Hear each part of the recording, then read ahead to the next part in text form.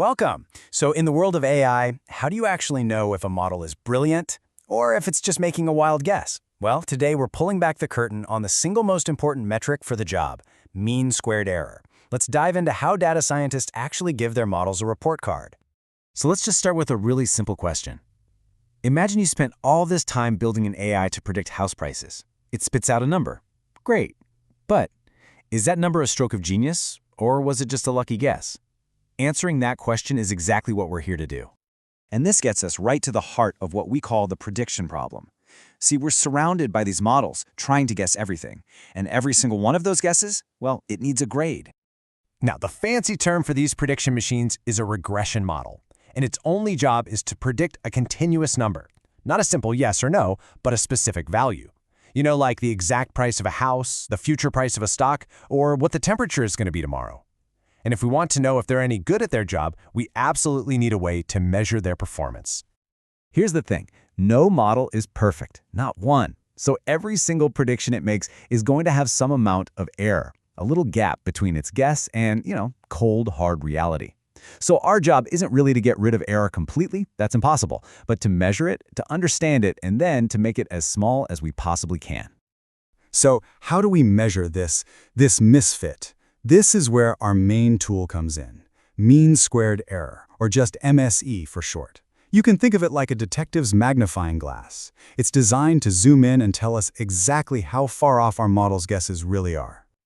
Okay, so at its core, MSE is all about measuring the average of the squared errors. Now, I know that sounds a bit technical, but the idea is actually super simple. It just gives us one single number that tells us, on average, how wrong our predictions are. And the goal is always to get a lower MSE. A lower score means a more accurate model. Simple as that.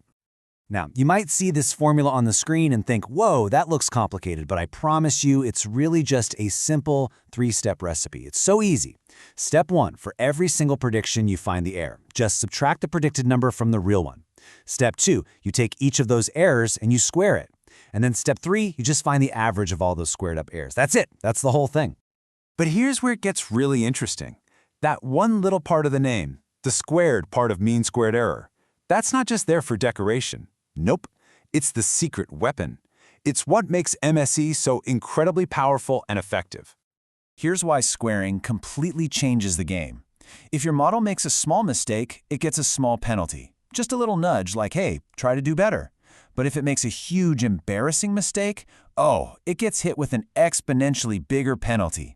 This basically forces the model to obsess over fixing its biggest blunders first. And this house price example makes it crystal clear. Look at this. An error of $5,000, once it's squared, becomes $25 million. An error of $10,000 becomes $100 million.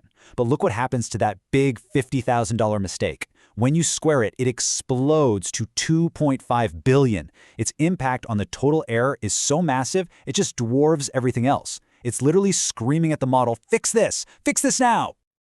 And this heavy penalty system is so important for a few reasons. First, squaring makes sure all the errors are positive, so a positive error and a negative error can't just cancel each other out. Second, it creates this nice, smooth, bowl-shaped curve, which is mathematically perfect for how models learn, a process called gradient descent. It's kind of like rolling a ball down a hill to find the very bottom, which is the lowest point of error. And like we just saw, it laser focuses the model on fixing its most massive mistakes. All right, theory's great, but let's actually put this into practice. We're going to walk through a quick calculation together from start to finish using some really simple numbers. Okay, let's just follow those 3 easy steps on the slide. First up, we find the errors. We just subtract the predictions from the actuals, which gives us -2, +5, and -1. Easy. Step 2, we square each of those numbers, so we get 4, 25, and 1. And for the final step, we just find the average. We add 4 plus 25 plus 1, and then we divide the whole thing by 3. And there it is. Our result is 10. That one single number, 10, that's our mean squared error. That's the final grade. It's the report card for our model's performance, telling us that on average, the squared difference between its predictions and reality is 10. But, and this is a big but, MSE, as powerful as it is still just a tool. And like any tool, right, it's perfect for some jobs and not so great for others. It is so important to understand its limits.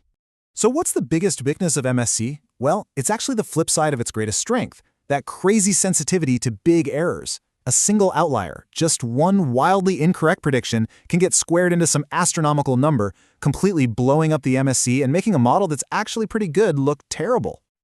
And this is exactly why data scientists need a full toolbox of metrics. As you can see here, MSE is the absolute best for actually training a model because of those smooth gradients we talked about. But when it's time to evaluate the model, you might need something else. If your data has a bunch of crazy outliers, mean absolute error, or MAE, is way more robust.